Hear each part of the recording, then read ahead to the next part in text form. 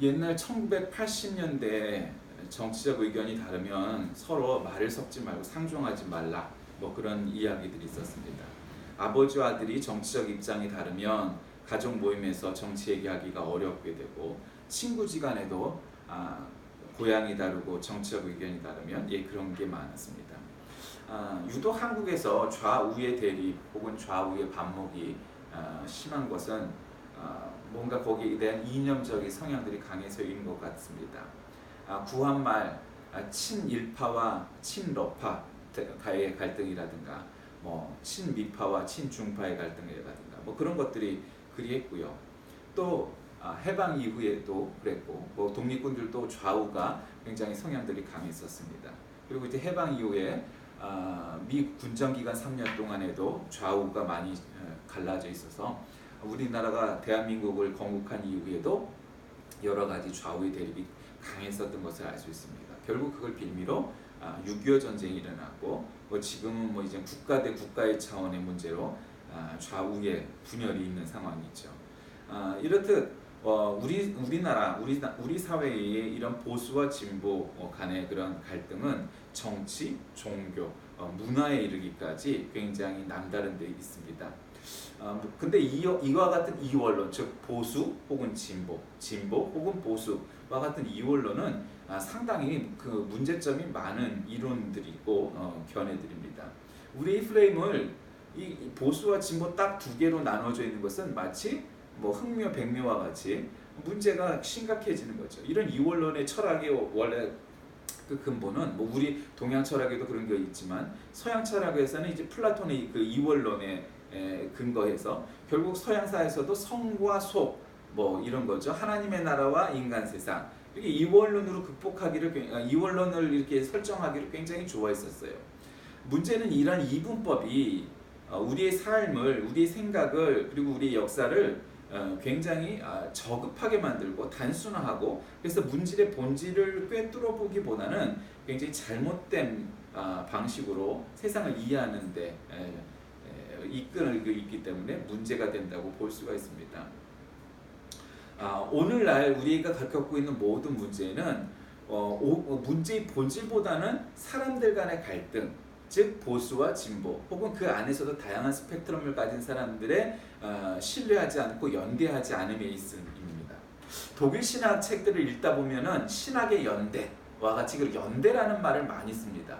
연대가 무슨 말인지는 알겠는데 연대라는 말을 왜 그렇게 좋아할까, 이렇게 나중에 한번 생각을 해보면, 보수주의든 진보주의든 그 어떤 거든 각 개인으로 있을 때의 생각과 사상과 판단과 뭐 철학과 이런 것들이 그냥 개인으로 끝나지 않냐고 타인과 잘 연대하기 시작을 해야 그것이 커지고 문제의 본질을 꿰뚫어 볼 수 있다. 이런 측면에서 굉장히 그것이 중요하다는 것을 알게 됩니다. 켈러라는 신학자가 있는데 그가 칼바르트의 길 위의 신학을 인용합니다.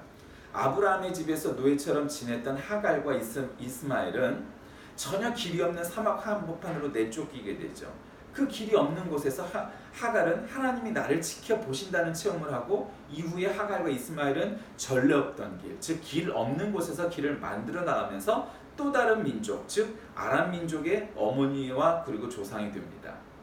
우리 기독교인의 입장 혹은 정통 유대교인의 입장에선 하갈과 이스마엘이 굉장히 뭐 이단처럼 여겨지지만, 이것을 굉장히 객관화한다면 하나님 입장에서는 아브라함과 이삭과 야곱과 요셉의 이런 소위 정통 유대인들의 흐름, 유대교의 그런 정통에 서 있는 그 족보가 하나님의 자녀인 것은 분명하나, 그렇다고 하갈과 이 이스마엘의 흐름, 즉 이방인이 된 소위 이교도가 된, 그다음에 무슬림이 된 하갈과 이스마엘은 하나님의 사람이 아니었더냐 하는데 그 문제가 있는 겁니다. 굉장히 보수적이고 극우적인 기독교인들은 그 라인은 전혀 하나님이 버리신 것처럼 말을 하지만, 사실은 하나님은 어떤 사람도 어떤 영혼도 버린 적이 없고 버리실 분이 아니라는 것을 우리가 너무도 잘 압니다. 그래서 이 켈러가 칼바르트의 길 위의 신학을 논하면서 즉 제3의 길 위의 신학은 내가 믿는 신학이 절대적으로 확고한 것이라는 생각에 의구심을 갖지만 상대주의처럼 상황에 따라 자기 입장을 줏대없이 아무렇게나 바꿀 수 있다고는 믿지 않는다. 이렇게 얘기하면서 결국 신학이든 혹은 신앙이든 아니면 그 무엇이든 간에 늘 길 위에서 벌어지고 있는 역사의 현존, 역사의 실존 속에서 자기 자신을 바라보아야만 한다라고 말하는 것입니다. 유럽 각국의 전통 지배계층에서 프랑스 혁명은 하나의 재앙이었습니다. 왜냐하면 프랑스 혁명을 바탕으로 근대가 시작됐고 사람들이 왕정에서 공화정으로 정치 체계를 바꾸는 우리나라에서 대통령을 끌어내는 것 이상의 큰 충격을 입어서 각 나라의 왕들은 충격을 먹었습니다. 야, 프랑스가 이런 혁명을 일으켰는데 우리나라도 혁명이 일어나서 왕인 나를 내리고 공화정을 세우면 나는 어떻게 되지? 뭐 이런 거였죠. 그 속에서 보수주의 사상을 체계적으로 정립한 사람이 하나 있는데 바로 그가 영국 사람이었던 에드먼드 벌크라는 사람입니다. 그는 굉장히 통찰력을 지녔던 정치가이자 철학자로 보이는데 그가 1790년 프랑스 혁명에 대한 반성이라는 글을 썼는데 그는 혁명이 영국민들에게 가져다줄 위험을 경고합니다. 혁명은 필연적으로 공포와 군부 독재로 나아갈 수밖에 없다. 뭐 이렇게 얘기한 것이죠. 즉 그런 보수주의의 어떤 시초가 되었고 영국은 아시다시피 프랑스를 모델로 해서 프랑스를 보면서 타산지색을 삼아서 프랑스처럼 급변하는 혁명을 한 것이 아니라 온건한 명예혁명을 일으키면서 입헌군주주의 나라로 나아갔습니다. 그렇게 해서 또 하나의 흐름, 또 하나의 혁명의 역사를 만들기도 했죠. 자, 우리가 이렇게 어떤 사람은 아주 급진적으로, 어떤 사람은 온건하게 천천히 뭐 이렇게 개혁하고 하는 걸 원하지. 나는 말 자체가 나는 독재로 돌아갈 거야, 나는 반동이 될 거야, 나는 과거로 돌아갈 거야. 물론 때에 따라 그런 사람이 있죠. 뭐 일본한테 사과해야 된다 이런 사람도 있으니까. 물론 정신병자 같은 사람도 많지만 정상적인 사고 속에서는 그렇게 할 수는 없는 거죠. 오늘 하나님께서는 오늘 우리에게 이 구약 성경을 통하여서 이원론을 극복하는 방법이 무엇이냐? 이게 너무도 우리가 잘 아는 말씀이죠. 좌로나 우로나 치우치지 아니라. 네, 좌로나 우로나. 그 단순한 진보와 보수의 문제가 아니라 물론 그 부분도 포함돼요. 그 이상의 초월하는 것이 있는데 그건 뭐냐?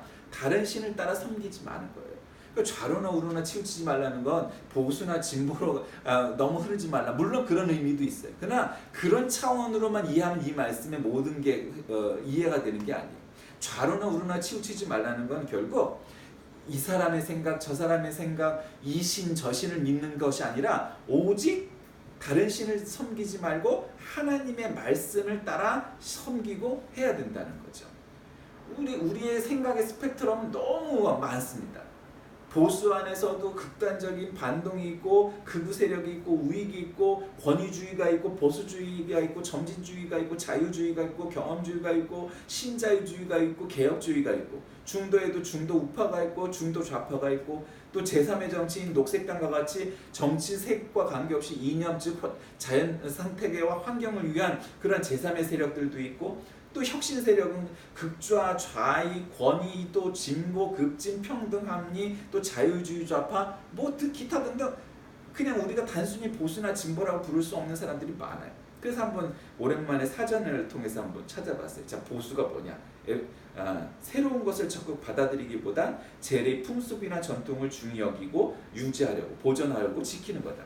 이게 보수주의죠. 근데 우리 신학에서는, 기독교에서는 이것을 복음주의와 동일시하기도 하는 경향이 있고 에반젤리즘이라고 얘기하죠. 진보란 정도나 수준이 차츰 향상하여 나아가는 것이고 우리는 보통 에큐메니즘, 세계교회주의와 동일시하는 경향이 있죠.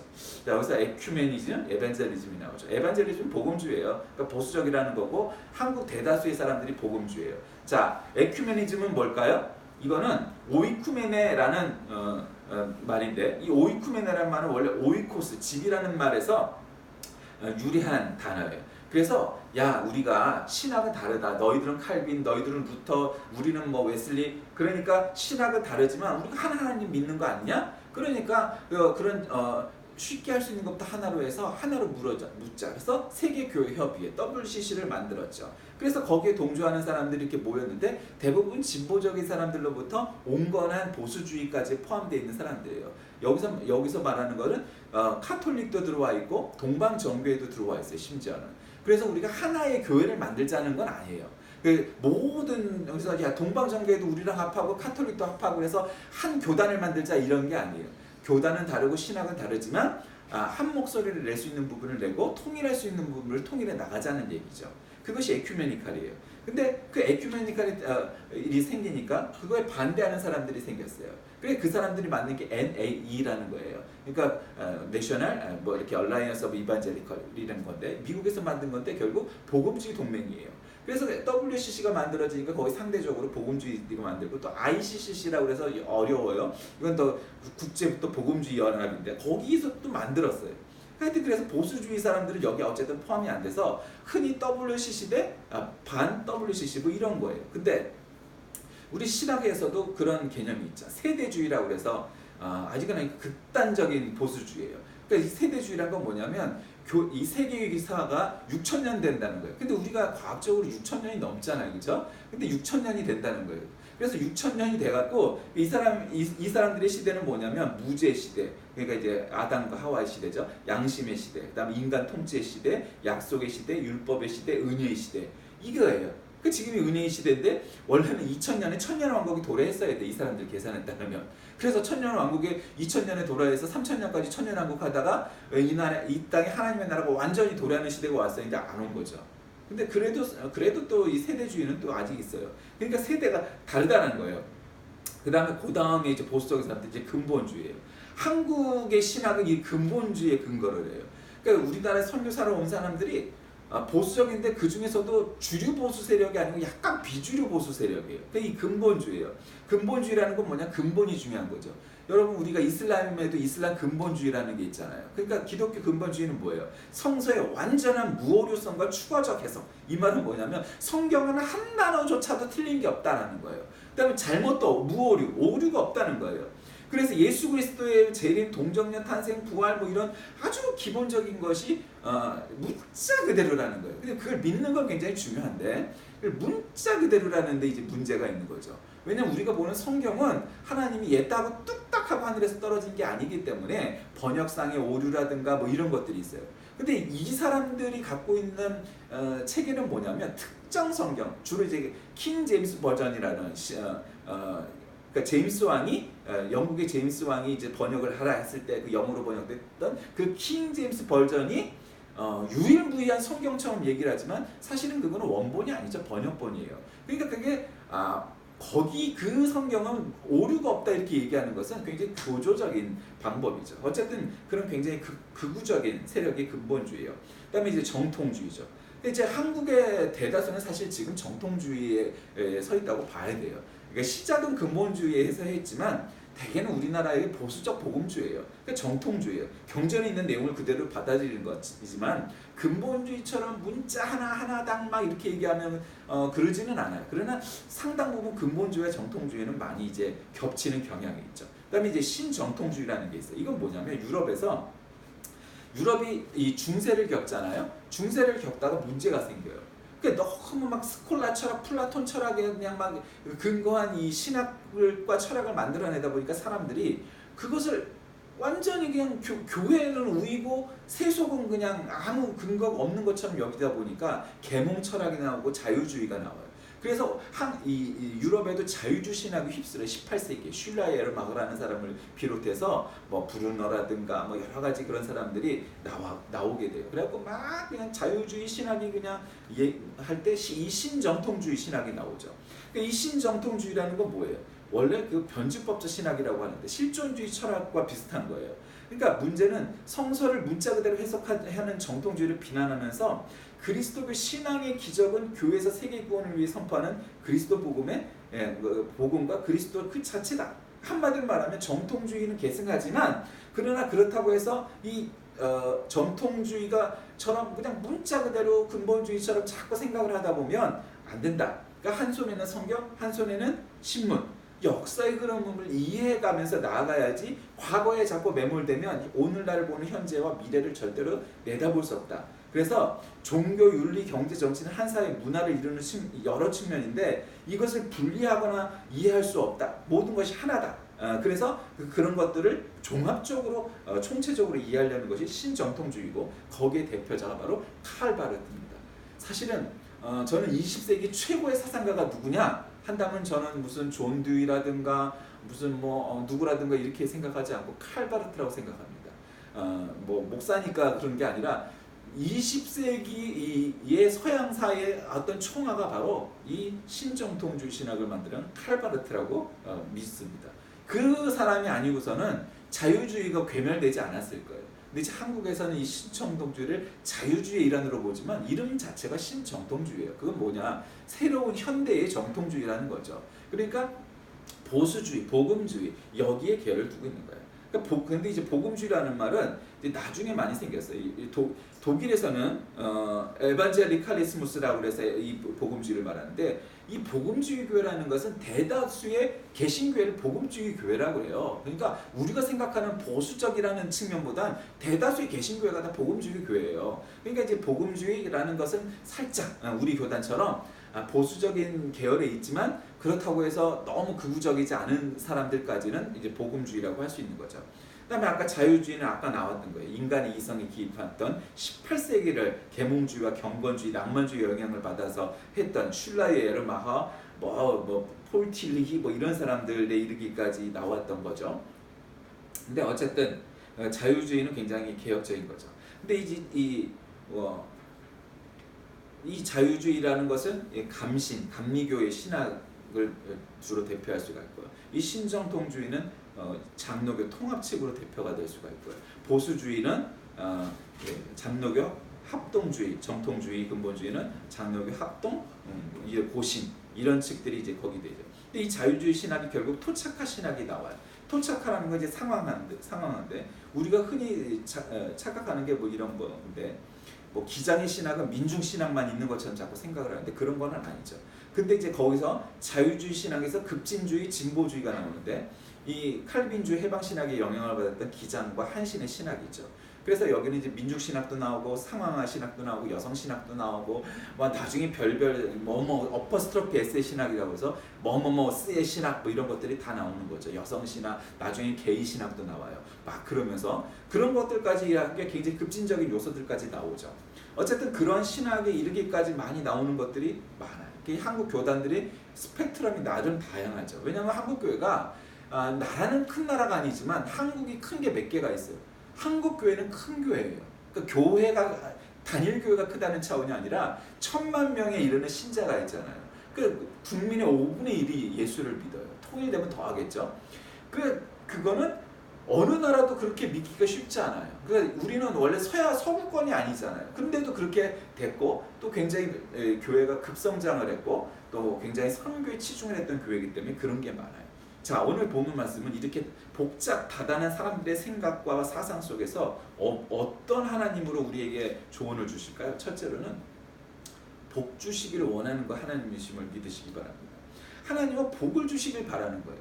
여러분 자식을 키워보면 자식이 자식 입에 들어가는 거를 우선시하지 내 입에 먼저 들어가는 걸 원하는 부모는 거의 없어요. 그런 부모 없어요. 자식 옷 한 벌을 먼저 사주지 내 옷을 먼저 사는 부모는 세상에 없어요. 그거는 말할 나위가 없어요. 그거를 미루어 짐작을 하시면 돼요. 하나님은 우리에게 복 주시기를 원하는 하나님이에요.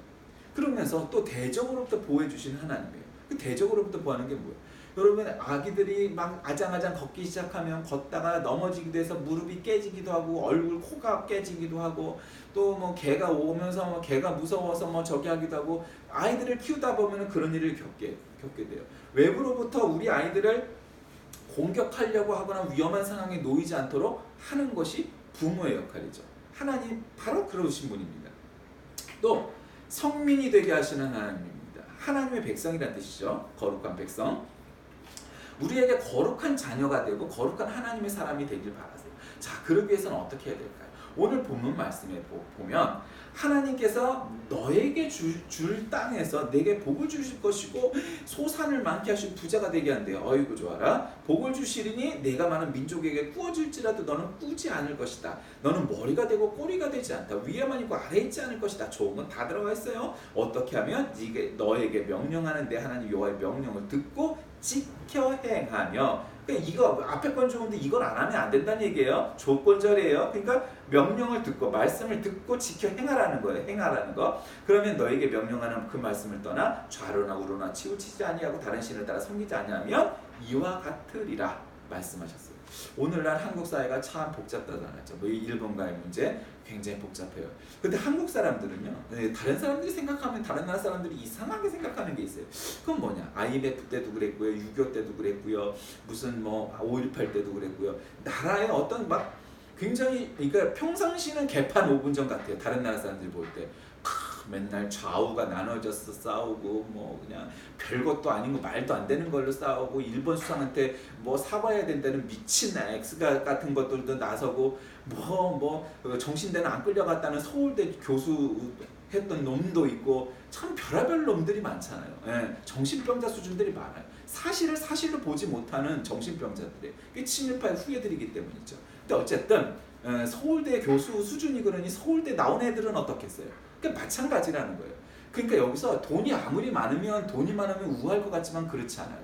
공부를 많이 하고 좋은 학교를 가면 똑똑하고 지성인일 것 같지만 그렇지 않아요. 교회를 오래 다니면 믿음이 좋을 것 같지만 그것도 그렇지 않아요.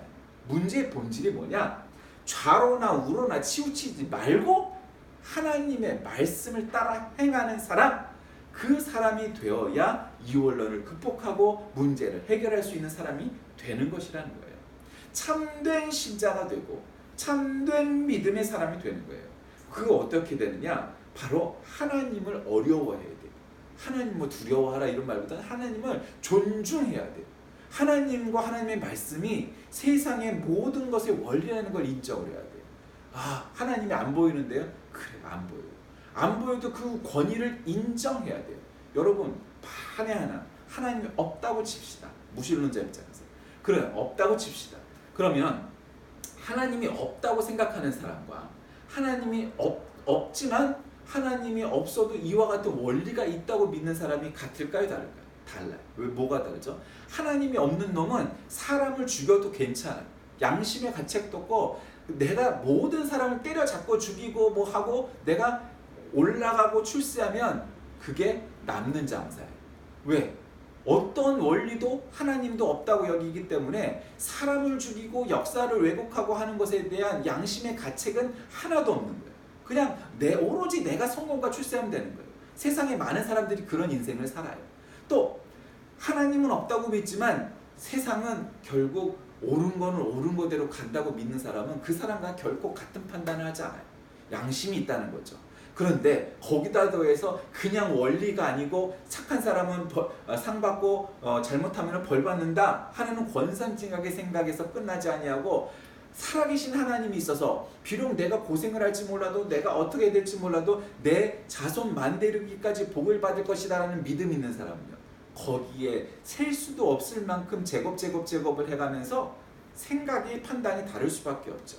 즉 이 민족이 지금은 이 나라가 굉장히 조그만 것 같고 그런 것 같지만 하나님을 잘 믿는 민족이 되고 그런 교회가 되게 해서 이 나라가 새 예루살렘이 됐으면 좋겠고 세상의 종말의 때 정말 하나님이 가장 크게 쓰는 나라가 되었으면 좋겠다. 그래서 우리는 하나님을 잘 믿어야 된다. 믿음의 사람이 되어야 된다.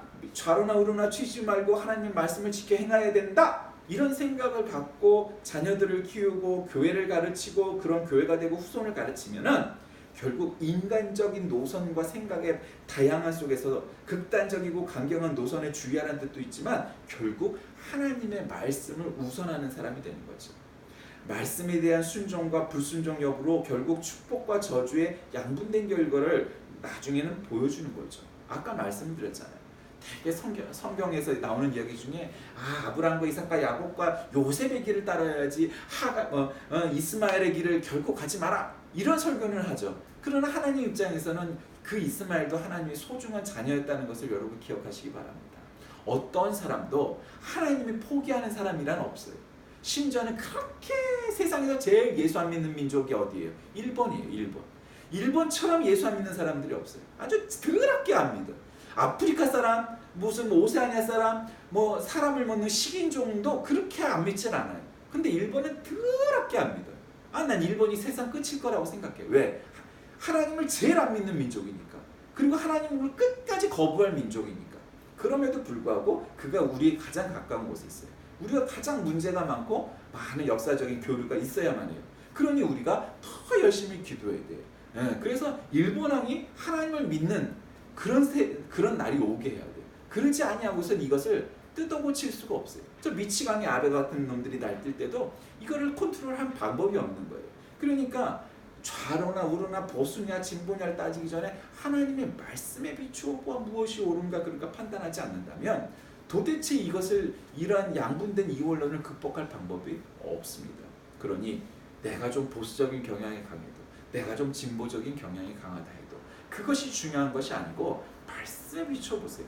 하나님이 정말 그것을 원하실까? 하나님이 정말 칭찬해 주실까? 하나님이 정말 힘이 되어 주실까? 하나님이 정말 원하시는 걸까? 정말 그런 거라면 그것이 다른 사람이 보기 어떤 거라도 괜찮아요. 마치 길 없는 곳에 길을 뚫고 가는 것도. 그러나 대부분은 아닐걸요. 하나님의 마음이 아니라 내 뜻대로 살아가는 것이 많기 때문입니다. 우리 모두 이런 이원론을 극복하고 이 나라 이 민족이 그리고 여러분이 정말 여러분의 심령이 부응하여 하나님이 크게 쓰실 만한 이 민족, 이 나라, 이 교회 그리고 여러분이 다 되시길 주의 이름으로 간절히 기도합니다. 살아계신 하나님, 오늘 우리는 하나님의 말씀이 좌로나 우로나 치우치지 아니하고 오직 하나님만 섬기는 것임을 깨닫게 합니다. 그래야 세상에 많은 생각들이 있지만 그 생각을 극복할 수 있을 줄 믿습니다. 하나님 그 속에서 이 고단하고 복잡하고 다양한 생각 속에서 오직 하나님만 잘 믿는 백성 되게 하여 주옵소서. 예수님의 이름으로 기도드립니다. 아멘.